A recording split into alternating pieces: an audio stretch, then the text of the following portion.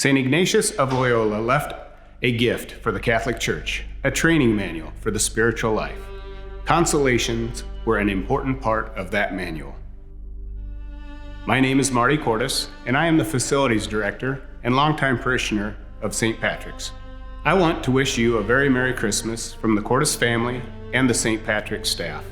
Christmas Eve, Pope Francis opened the holy doors of St. Peter's Basilica in Rome, signifying that we are now in the Jubilee year.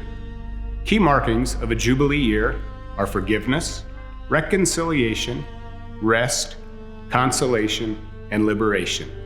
Today, I am going to share with you a little about what consolation is and what it can look like in our day-to-day lives. St. Ignatius of Loyola encourages us to focus on the inner movements of our hearts. I don't know about you, but when I'm trying to figure out how to get the church ready for a funeral after a storm has caused the church to flood, I'm not too worried about the little quiet movements of my heart. I have a job to get done. My team and I have a big building to take care of and manage, and how we go about it affects a lot of people. So how is it possible to pay attention to these little movements when things can be so busy? It's hard to be the Mary while being the Martha of the building. St. Ignatius had a tip for us.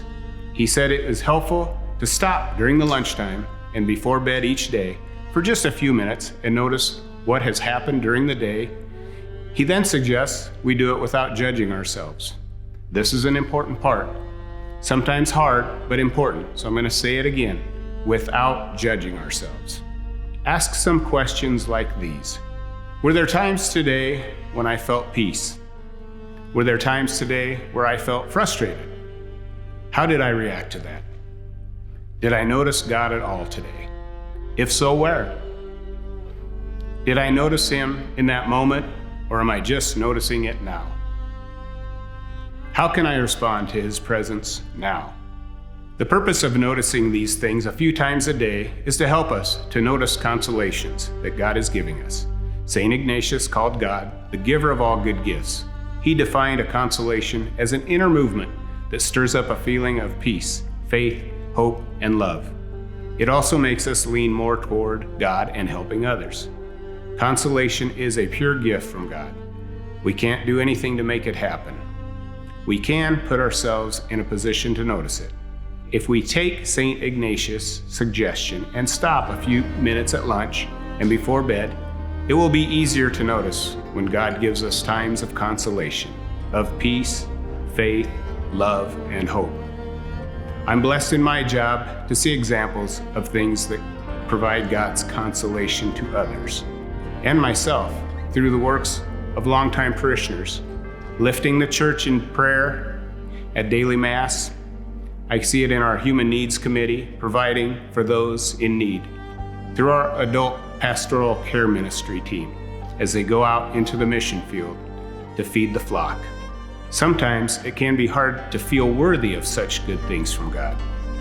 It might even feel prideful to say it that I deserve it.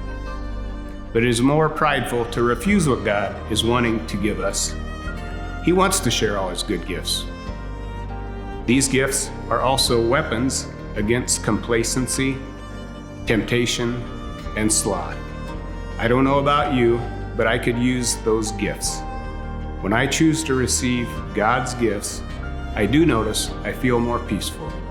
I love my wife and family better, and I have the energy and desire to share that same faith, hope, and love with the people I meet. We are beginning this pilgrimage of the Jubilee year into our new church building. Let's remind each other to stop and notice the gifts God is wanting to give us and to be humble enough to say yes to them, while we journey as one family, living our Catholic faith and inviting all to know the love of Christ.